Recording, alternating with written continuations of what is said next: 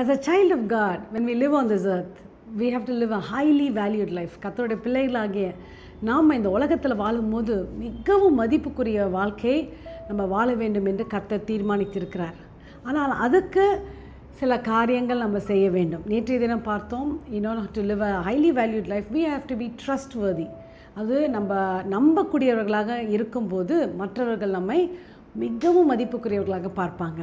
So today we going to see another attribute. இன்றைக்கு வேறு ஒரு குணாதிசயத்தை பார்க்க போகிறோம். அது என்ன என்றால் Proverbs 3:3 போட்டிருக்கு, let not loyalty and kindness leave your heart.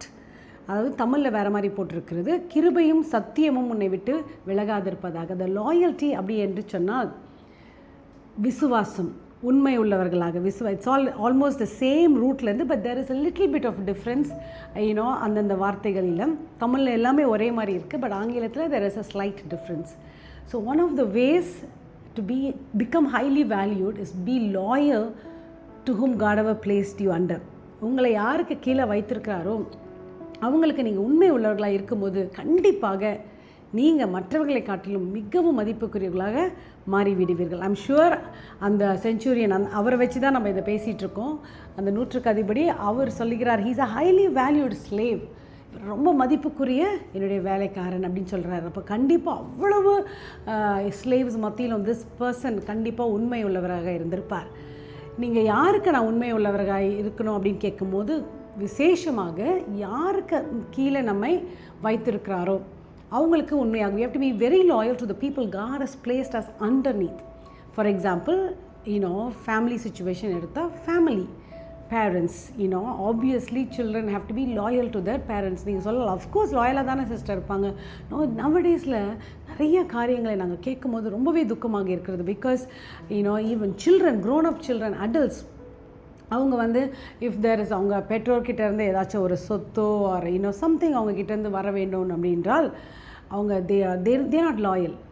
நிறைய ஸ்டோரிஸ்குள்ளே போக விரும்பல, பட் ரியாலிட்டி இஸ் எப்படியாச்சும் அவங்களுக்கு எப்படி அந்த கெயின் வரணும் அப்படின்னு சொல்கிறதுக்காக ஒரு உண்மை இல்லாதவர்களாக வேறு யாரோடலாம் சேர்ந்துட்டு அவங்களுக்கு எதிராகவே கேஸ் போடுறது. So many things are happening. So but what is the Bible say? We have to be loyal. இவன் யாருக்கீழே நம்ம கர்த்தர் வைத்திருக்கிறாரோ அதே போல் ஈவன் மேரிட் ஹஸ்பண்ட் ஒய்ஃப்க்கு between husband wife also. That's why we see so many of cases in the court. அவங்களுக்குள்ள ஒரு உண்மை இல்லை. அதனால் ஃபேமிலின்னு எடுக்கும்போது there has to be loyalty within the immediate family. அது மட்டும் இல்லை, ஆப்வியஸ்லி எல்லாரும் வெளியில் போய் we are working, we have a boss, we have someone superior, higher authorities, அவங்க நமக்கு மேலே இருக்கும்போது அவங்களுக்கு கண்டிப்பாக உண்மை உள்ளவர்களாக இருக்கணும். நம்ம சுற்றி இருக்கிறவங்க அப்படி இல்லாமல் இருக்கலாம். அவங்கள பற்றி பேடாக பேசுகிறதும் கமெண்ட் அடிக்கிறதோ ஈவிலாக பண்ணுறதோ எல்லாம் பண்ணிகிட்ருக்கலாம். But as a child of God நம்ம உண்மையாளர்களாக இருக்கும்போது அவங்க கண்கள் கண்டிப்பாக அதை பார்த்து கொண்டே இருக்கும். So 2 things, just 2 ideas, 2 tips என்னென்றால், முதலாவது இஸ் சப்மிசிவ்னஸ். இது என்ன classic example from the Bible பார்த்தோம் என்றால் Joshua and Moses was the leader. So Joshua Moses கீழே இருக்கிறார். எவ்வளோ ஆண்டுகள் அவர் மோசஸ் கீழே இருந்து அவரை பற்றி ரொம்ப தெரியாமல் இருக்கும்.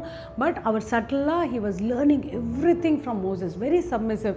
மோசஸ் சீனாய் மலையில் மேலே கத்தரோடு போய் அந்த ஒரு கம்யூனியன் இருக்கிறதுக்காக மேலே போகும்போது ஜாஷுவா கீழே அவர் டென்ட் போட்டு அவர் வெயிட் பண்ணிகிட்ருக்கார் பொறுமையாக. ஐ எம் ஷுவர் அவர் மனசில் என்னென்னலாம் போயிருக்கோன்னு தெரியல. மேலே போய் எட்டி பார்த்துட்டு வந்துடலாமா, வாட் இஸ் கோயிங் ஆன், இவ்வளோ நாள் மோசஸ் வரலையே, வாட் இஸ் மோசஸ் டூயிங், எனக்கும் அந்த ஸ்லாக்கியம் கிடைக்காதா, நானும் போய் பார்த்துலாமா, I don't know what all you would have done, but he would have thought, என்னெல்லாம் மனசில், பட் he was submissive. அவர் அப்படியே அமைதியாக மோசஸ் செய்கிறது எல்லாவற்றையும் பார்த்து, மோசஸ் சொல்கிறது எல்லாவற்றையும் கீழ்ப்படிந்து கேட்டு he was doing it. அதனால he was learning everything from Moses, and Moses also noticed that. That's why he became the leader after Moses. So wherever you are, உங்கள் ஃபேமிலிலையும் சரி, உங்கள் வேலையிலையும் சரி, even in school, you have to be loyal to our teachers. மீதி பேரெல்லாம் teachers, ப்ரொஃபஸர்ஸை என்னன்னாலும் அவங்க treat பண்ணலாம், இப்படி பண்ணலாம். But as a child of God, I urge you, encourage you, be submissive to them. Submissiveness is a good virtue.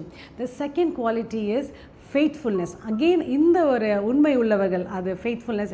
தமிழில் almost சேமாக வருது பீங் ஃபெய்த்ஃபுல். ஏன்னா ஒரு டிரான்ஸ்லேஷனில் NIVயில் அந்த வசனம், அதே வசனம் சொல்லுகிறது let love and faithfulness never leave you. ரெண்டத்தையும் ஒன்றா, லாயல்ட்டி அண்ட் ஃபெய்த்ஃபுல்னஸை ஒன்றா அவங்க சேர்க்குறாங்க.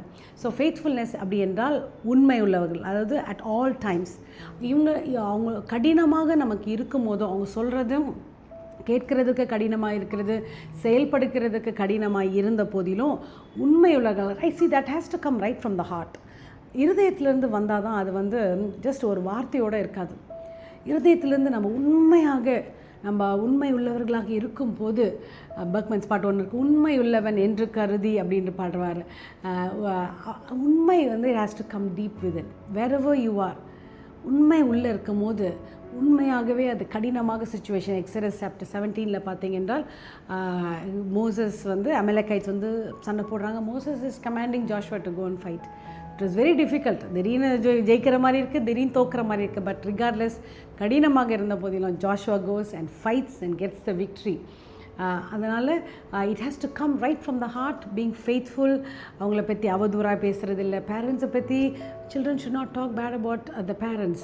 அதே போல் between husband and wife, spouse பேடாக மற்றவங்க கிட்ட போய் கமெண்ட் அடிக்கிறது அதெல்லாம் இல்லை. Pass never so being faithful, உண்மையாக இருக்கும்போது வி எக்ஸிபிட் லாயல்ட்டி. அதுதான் லாயல்ட்டி நம்ம காட்டும் போது கண்டிப்பாக there will be a payoff. நிறைய வசனம் போட்டிருக்கு, a loyal person will be rewarded. நிறைய வசனம் ப்ராவர்ப்ஸில் இருக்குது.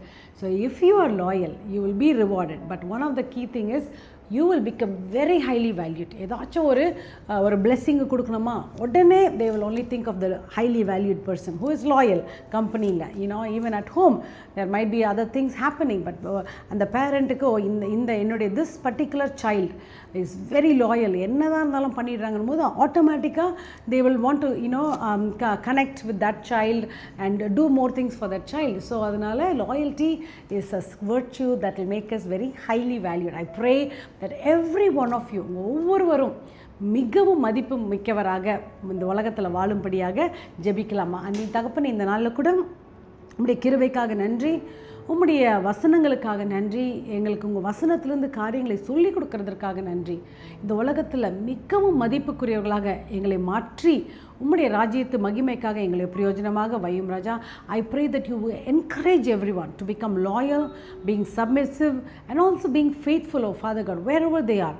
ஐ pray that you highly exalt them Lord Jesus and let your favour go before them. உடைய இரக்கம் அவங்களுக்கு முன்பதாக செல்லட்டும், தயவு முன்பதாக செல்லட்டும்.